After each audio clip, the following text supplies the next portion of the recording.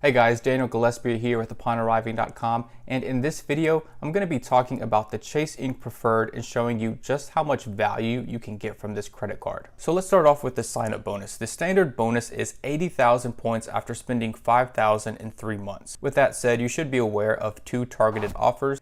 The first is an offer for 120,000 points, but this is a highly targeted offer, so it's pretty unlikely that you'll ever see it. The second is an offer for 100,000 points. Now, this offer is available to business relationship management clients. These are business owners that have a lot of revenue, so anywhere from 500,000 to $1 million plus. And in the past, we've seen these offers come around March and sometimes extend all the way through the summer, and especially during Small Business Week. So if you can qualify for BRM, then you definitely want to be on the lookout for those offers. But if you don't have $500,000 or $1 million in revenue, there still might be hope for you, because some people have been able to get around this requirement by just getting a BRM agent to launch their application. Now, I'm not sure what the success rate is for getting that done, but if you want to find out more about that, you can check the link in the description below, and I talk a little bit more about that. So what can you do with 80,000 Chase Ultimate Rewards? Well, if you use that in the Chase Travel Portal, you'll actually get a 25% bonus on your redemption rate, and that comes out to $1,000 worth of travel, which is a very solid bonus for any credit card. But what I like to do is transfer the points out to transfer partners. So you can find the full list of Chase Ultimate Rewards transfer partners in the article below, but I think some of the partners that are going to stand out for a lot of people are United, Southwest, JetBlue, Virgin Atlantic, and Singapore Airlines. Also, Hyatt is probably the best transfer partner in terms of hotels.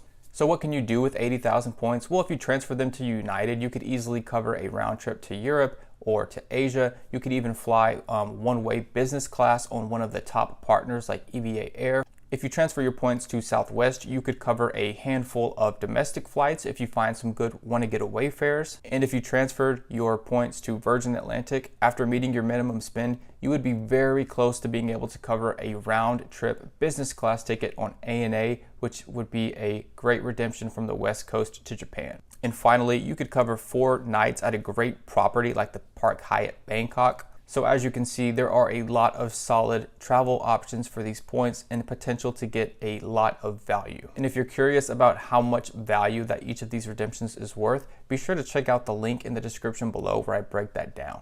So next is the bonus earning potential. So the Ink Preferred is going to earn you 3x on the first $150,000 in combined purchases on the following categories: travel, advertising, shipping, and also internet, cable, and phone services. So the travel category is broadly defined, and you'll be able to find all sorts of different purchases that fall in that category. So obviously things like hotels and airfare, but also things you may not think about like taxis, parking, and sometimes even random expenses like scuba diving. And getting 3x on this card is pretty significant, considering that the Sapphire Reserve also earns 3x, but that card comes with a hefty $450 annual fee. So the next 2 categories are shipping and advertising. Advertising is going to be on things like Google and other social media sites, and getting 3x on those categories is pretty significant, but you definitely want to evaluate that earning potential with another card. So another competitor is definitely going to be the Amex Gold Business Card. This is a newly revamped card from Amex, and it has a pretty interesting earning structure. So it allows you to earn 4x on the first $150,000 spent on 2 select categories that your business spends the most on each month. Now you can choose from a long list of categories, which you can find in the link below, but 2 of these are shipping and advertising, so this is definitely a direct competitor with the Chase Ink Preferred. Now, earning 4x sounds really great, but that card also comes with a much higher annual fee of $295. So you're gonna have to do the math and figure out, is it worth it to earn those extra points and maybe utilize the other perks of that card while paying $200 more? I think it definitely could be worth it for some people, but others are gonna wanna just stick with Chase. The next bonus category is 3x on internet, cable, and phone services. So this is a pretty decent rate. However, you want to keep in mind that the Chase Ink Cash earns 5x on these categories up to $25,000 spent. So for everything outside of those bonus categories and beyond that $150,000 spend threshold, you're just going to earn a flat 1x on those purchases. So for this reason, you may want to think about supplementing the Ink Preferred with another business card. Now the Chase Ink Unlimited would be perfect for this because it earns 1.5x on all purchases, but there are some other cards you might want to think about too. So for example, there's the Amex Blue Business Plus, which earns 2x on every purchase up to $50,000 a year. Some people have been able to pick up all 3 Chase Ink cards. Others have issues getting approved for more than 1 or 2, so sometimes it can be a little difficult to snag all of those. But considering the earning potential that you have, that's a pretty amazing trifecta for the business spend, and I would highly consider trying to apply for those. Just be sure to put plenty of time between your applications. With business cards, you want to take it extra slow with Chase, so you may want to wait a few months in between each business app. So the next benefit is the cell phone protection. And the cell phone protection protects you against damage and theft for up to $600 up to 3 times per year. Now this sounds great, but there are a few things to know. Number one, it comes with a $100 deductible. That sounds a little bit steep because there are some other personal cards out there that offer cell phone protection for only a $25 deductible. Also, there are a bunch of limitations and restrictions for this. For example, prepaid plans don't qualify, and if your phone just mysteriously disappears, that disqualifies you from coverage. So you definitely want to know about those. And I actually put together a very detailed article with all of the terms and conditions for this benefit, and you can find that in the description below. The next benefit is primary rental car coverage. This is a very solid benefit, and it's going to allow you to avoid filing a claim with your auto insurance company, which can also help you to avoid your premiums spiking and paying more out of pocket for these incidents. However, there is a catch with this. You will only get primary rental car coverage when you are traveling on business within your country of residence. So if you're here in the US and you're traveling on pleasure and using your Ink Preferred to pay for that rental car, you're only going to get secondary coverage. However, if you're outside the country or you don't have auto insurance, you can still get primary rental car coverage. By the way, once again, if you want to find out more about this coverage, be sure to check the link below as I detail the full terms of the rental car coverage for the Ink card. So next is the question of, do you need a business to get this card? Well, this is a business card, so the answer is yes, you do need a business.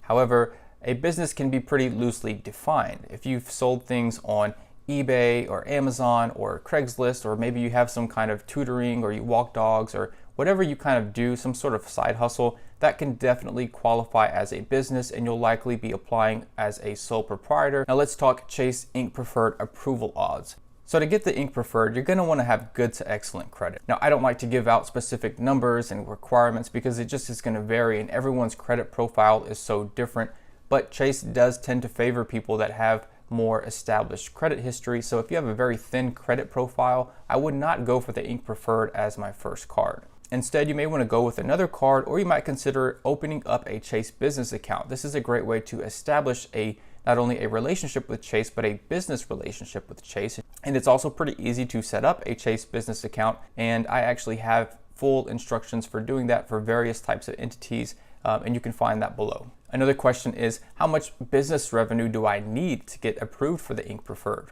Again, this is one of those things that is just going to depend on a case-by-case basis, but there are people who have been approved for this card with stated revenue as little as $0. And that makes sense, right? Chase knows that, hey, people are going to be starting new businesses, new startups, and they're not going to have revenue from the beginning, so they're just starting off. So in that case, you can either write 0 for your income, or some people like to go with their projected income, but try not to get too ambitious with your projected income, because chances are you might end up in a Chase business reconsideration line call, and in that case, they're going to be really hounding you about your income and about your projections and things like that. And if you were just giving this high number just on a whim, they're going to want to know more about your basis for that, and it could be hard to survive that call. And by the way, I highly recommend you to read my article on Chase business recon calls, which you can find in the link below. So the Ink Preferred also has outstanding travel and purchase protections. I'm not going to go into full detail on each of these, but you can find more details in the review article. It's one thing for a card to have travel and purchase protections, and it's another thing for a card to have some of the best. So for example, a card may have baggage delay protection, but only for a couple of days or for 5 days. Or they may offer purchase protection, but it may only be for $500, while another card offers it for $10,000. Well, the Ink Preferred is definitely on the strong side when it comes to these benefits. You'll find that it competes very good against some of the best premium cards with much higher annual fees, and so that's one reason also why I'm really big on this card. Now keep in mind that this card is subject to the Chase 524 rule, so if you have opened 5 or more accounts in the past 24 months, you won't get approved for this card. However, this card does not count toward the 524 rule. So for that reason, what you want to do is you often want to go for this card first if you have the credit score and the credit history to justify an application, because if you get approved for this, it's not going to occupy one of those 524 spots, and then you can still go for other valuable cards like the Sapphire Reserve or Preferred. So another question is, can you use the Ink Preferred for personal use? Now this is kind of weird because actually if you look at the card member agreement, like one of the very first things that it says is that you understand that this is a business account which shall be used only for business purposes and not personal. Now this is really conflicting to me because the same card also says in its terms that you can get coverage for rental cars for personal use when you're outside your country of residence. So it seems really conflicting to me, and in reality, a lot of business and personal expenses do overlap. So for example, if you have a home office like I do, then whenever you pay rent, a portion of that rent expense is actually a legitimate tax deductible business expense. So things can get a little tricky, and I know a lot of people do use these cards for both types of expenses, but if you have structured an entity to protect yourself against liability, you definitely want to try to segregate your expenses as much as possible. Now, I actually know a lot about this because when I was an attorney, this was one of the most common things that I was tasked to do, which was to find a way to make an individual liable for basically everything that a corporation or another business entity did. And one of the factors that the court always looked at was whether or not transactions and funds were commingled in accounts. Now, there are other factors that the court looks at, like was there fraud, and this type of analysis always varies by state. But I think it's just a good practice to try to keep your personal and business expenses and transactions as segregated as possible. And by the way, this is not legal advice in any way. So that's it for the Chase Ink Business Preferred review. I hope that this review helped you have a better idea of the benefits that this card offers and how to get it. And if you found this video helpful, be sure to hit that subscribe and that like button and to check out the links below.